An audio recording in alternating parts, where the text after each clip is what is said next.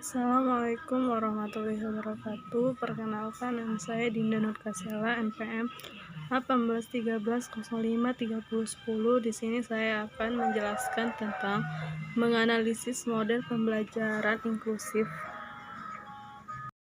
Baiklah, saya akan menjelaskan tentang pengertian pendidikan inklusif. Pendidikan inklusif merupakan sistem penyelenggaraan pendidikan bagi anak-anak yang memiliki keterbatasan tertentu dan anak yang lain yang disatukan dengan tanpa mempertimbangkan keterbatasan masing-masing. Menurut Direktorat Pembinaan SLB 2007, pendidikan inklusif adalah sistem layanan pendidikan yang memberikan kesempatan kepada semua anak untuk belajar bersama-sama. Selanjutnya, karakteristik pendidikan inklusif. Pendidikan inklusif yang berjalan terus dalam usaha menemukan cara-cara merespon keragaman individu anak. 2. Pendidikan inklusif berarti memperoleh cara-cara untuk mengatasi hambatan-hambatan anak dalam belajar. 3. Pendidikan inklusif berarti membawa makna anak mendapatkan kesempatan untuk hadir di sekolah, berpartisipasi, dan mendapatkan hasil belajar yang bermakna dalam kehidupannya. Yang terakhir, pendidikan inklusif diperuntukkan bagi anak yang tergolong marginal, eksklusif, dan membutuhkan layanan pendidikan khusus dalam belajar. Selanjutnya, model pendidikan inklusif. Pendidikan inklusif pada dasarnya memiliki dua model. Yang pertama yaitu model inklusif penuh atau full inklusional. Model ini menyertakan peserta didik berkebutuhan khusus untuk menerima pembelajaran individual dalam kelas reguler. 2. Model inklusif parsial.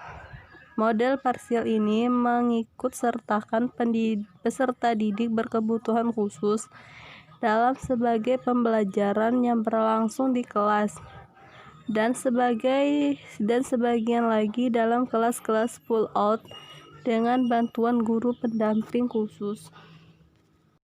Selanjutnya, sistem pendukung model pembelajaran inklusif.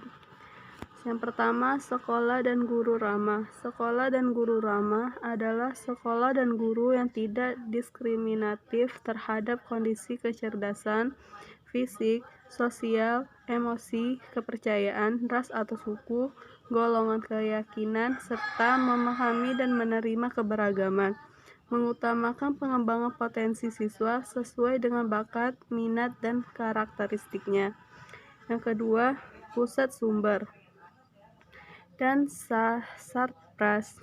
Tugas dan fungsi pusat sumber adalah menyediakan guru pendidikan kebutuhan khusus yang profesional yang disebut sebagai guru kunjung.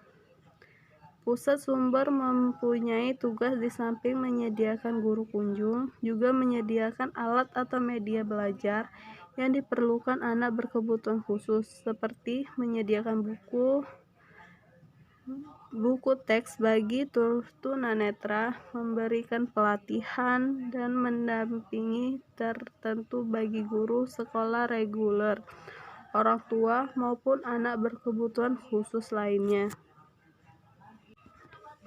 Kebijakan pemerintah pusat, provinsi, dan kabupaten atau kota.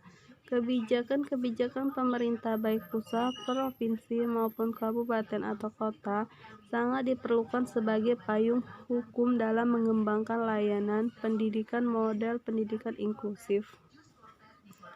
Kurikulum pendidikan inklusif. Model kurikulum bagi ABK.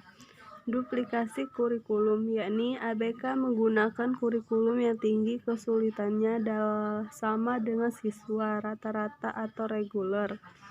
Model kurikulum ini cocok untuk peserta didik tunanetra, tunarungu, tunadaksa, dan tunalaras.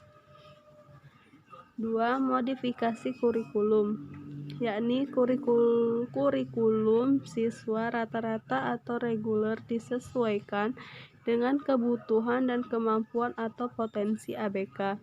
3. Substitusi kurikulum, yakni beberapa bagian kurikulum anak rata-rata ditiadakan dan diganti dengan yang kurang lebih setara. Model kurikulum ini untuk ABK yang melihat situasi dan kondisinya.